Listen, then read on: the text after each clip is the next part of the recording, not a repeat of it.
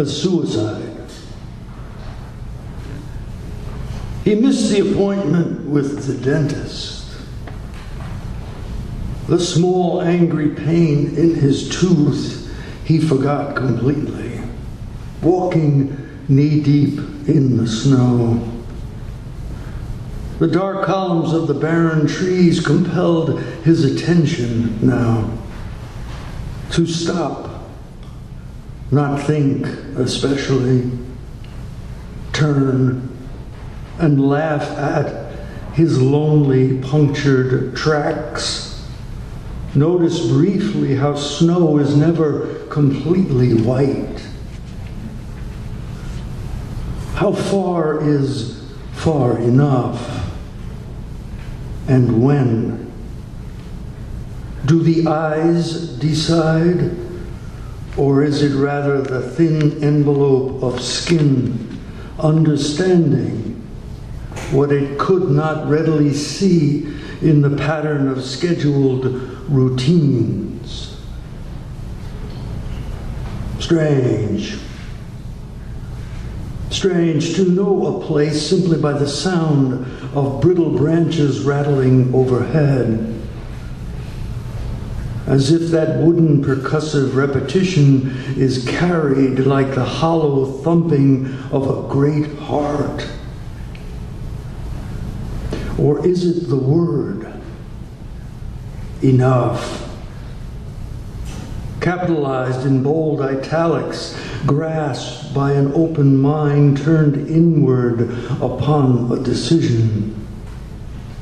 Yes, far enough from the road. Yes. Yes, roughly in the center of a circle of silent trees. Yes.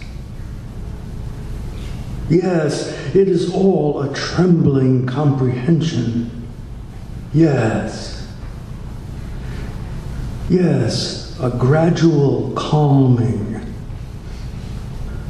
Yes, into a reluctant aiming of exact intention. Yes. Into a careful execution. Yes.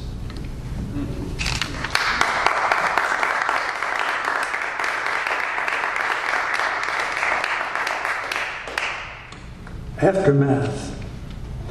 Let's follow the casket draped in the flag back to his hometown. Interview a coach, a friend, chase like the paparazzi his fleeing girlfriend. Say over and over what a fine young man he was.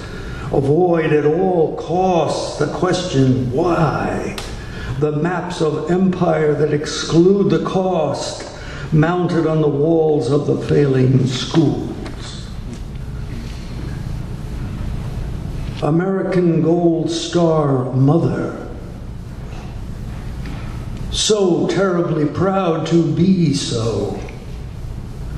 You allowed your son to play in the forest, failed to call him in when the dark fell in the woods.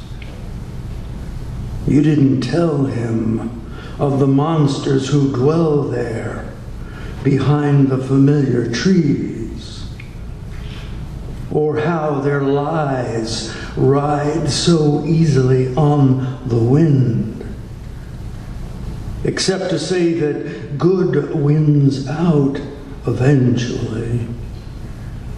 Your lessons seemed so clever, believable, enough to lead a young man to the slaughter.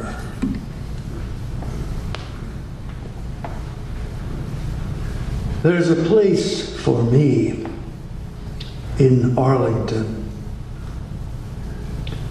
There, among the white crosses, on the hill there. Maybe then, as immaterial ghost, I can hang out in the shade of that maple tree. Watch the sentry do his synchronized thing. Some clock in his head assigning a pace to his measured steps. What thoughts he gathers or chases away, his own damn business. But with me no more substantial than a cloud, a mist, I might then gain access to his inner mind. To when as a boy he merely played at soldier. Everything then the theater of kids who, agreeing to a verbal script, lay down dead. Or in awkward heraldic pose stood as a statue to victory. Yeah, with me as surreptitious apparition, I could come up soundless, real close to him, just when he executes that complicated turn, does that dazzling twirling of the rifle, never allowing his center to waver into a slouch, a shrug, never permitting doubt to enter that absolute, steadfast gaze. And being so close to him and invisible, I could whisper into his funnel shell ear, I was just like you once, in another time, in another place. I believed just like you in America.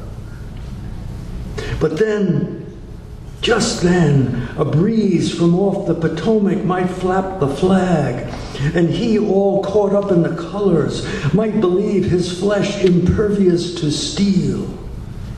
And then no lecture on a history filled with deceit and profit could dissuade him from his duty.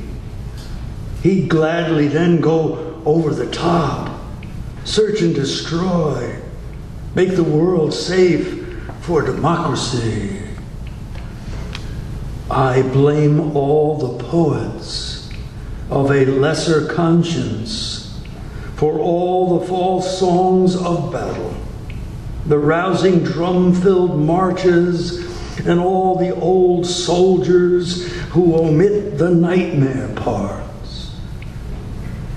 What cause is great enough to compel a fragile life across 1,000 yards of open space? It has to be a terrific lie, which only afterwards seems absurd.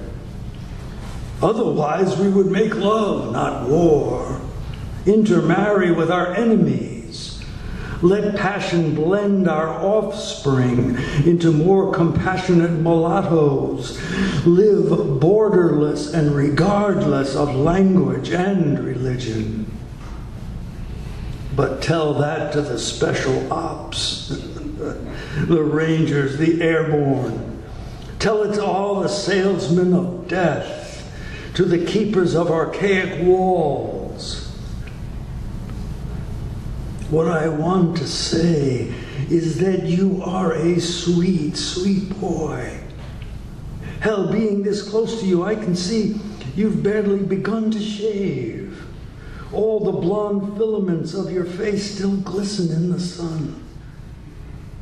Man, I was you then, as innocent, as naive, and because something undefeated deep inside me did survive, I can say, you don't have to prove a thing.